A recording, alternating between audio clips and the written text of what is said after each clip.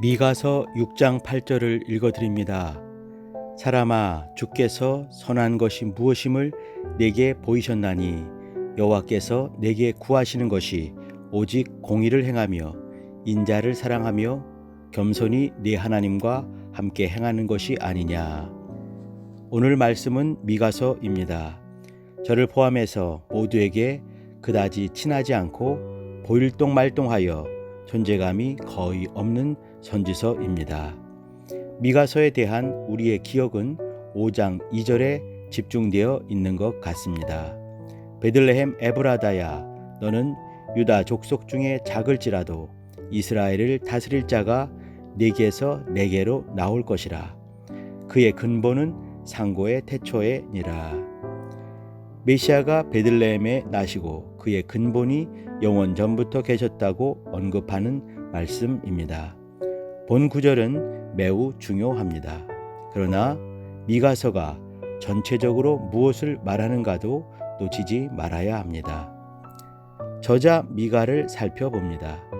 미가는 히스기야 왕 시절에 갓지파에 속한 모레셋이라는 작은 변방 시골 출신입니다.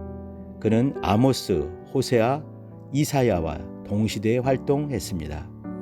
그의 이름은 누가 여호와와 같은가라는 의미입니다.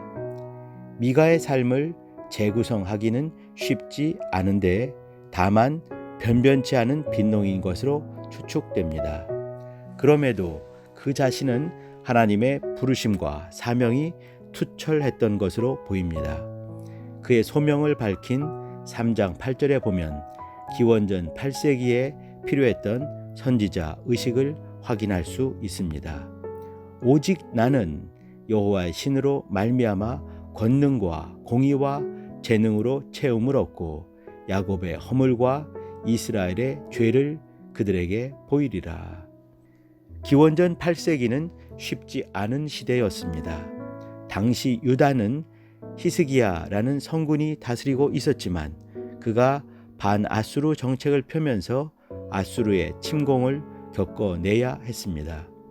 또 예루살렘의 탐욕스러운 부자와 방백들은 적들보다 더 악랄하게 가난한 이들을 수탈했습니다.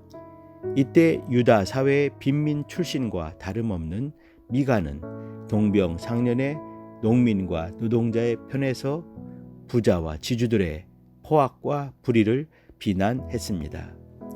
이 시대의 교회와 교인들이 약자 편에 선 미가 닮기를 소망해 봅니다. 아무튼 생명의 위협을 무릅쓰고 압박당하는 자의 입장에서 부한자와 권력자들을 공박하고 설교했던 미가가 오래 살았을 것 같지는 않습니다. 미가가 믿는 하나님은 우상 숭배와 공허한 종교 의식을 미워하는 분이었습니다. 그는 당시 유다 지도자를 향해 거침없이 죄악상을 폭로합니다. 3장 11절은 그 치명성의 극점입니다. 그 두령은 뇌물을 위하여 재판하며 그 제사장은 삭슬 위하여 교훈하며 그 선지자는 돈을 위하여 점치면서 오히려 여호와를 의뢰하여 이르기를 여호와께서 우리 중에 계시지 아니하냐, 재앙이 우리에게 임하지 아니하리라 하는도다. 미가는 하나님 밖에는 보이지 않았고 전하라 하신 말씀 외에는 어떤 것도 두려워하지 않았습니다. 그러면서 그는 신자의 삶에서 나타나야 하는, 그러나 부자와 권력자 속에서는 발견할 수 없는 하나님의 공의와 인자와 겸손을 주장합니다. 그의 명줄이 길지 않았을 것 같은 이유입니다. 본문 6장 8절에 보면 하나님이 인생들에게 요구하시는 내용이 나옵니다. 첫째, 공의를 행하고, 둘째, 인자를 사랑하고, 셋째, 겸손히 하나님과 함께 행하는 것입니다. 이는 6절로 7절의 내용, 즉 구약의 핵심인 성전 제사와 하나님을 경배하는 행위를 전제합니다. 이때 일련된 송아지를 드릴까, 천천의 수양, 만만의 강수 같은 기름, 내 맏아들을 제물로 드릴까라는 말까지 튀어나옵니다. 이런 것들이 아니란 말이지요. 오히려 하나님은 신자의 일상에서 공의 행하는 것을 원하십니다. 화려한 번제물보다 세상 속에서 삶의 현장에서 가정과 직장에서 정의롭게 살고 선을 행하고 겸손하게 하나님을 드러내라는 말씀입니다. 우리는 하나님이 요구하시는 내용을 자의적으로 해석하지 말아야 합니다. 공의를 하나님의 자존심이라는 관념으로 오석하지 말아야 합니다. 8세기 선지자들의 신앙과 신학은 현실적이면서도 진보적이었습니다. 그들은 내용 없는 공허한 종교의식을 미워하시는 하나님을 알았고 가난한 이웃의 아픔에 예민했습니다. 하나님의 은혜와 사회 정의를 이분하지 않았습니다.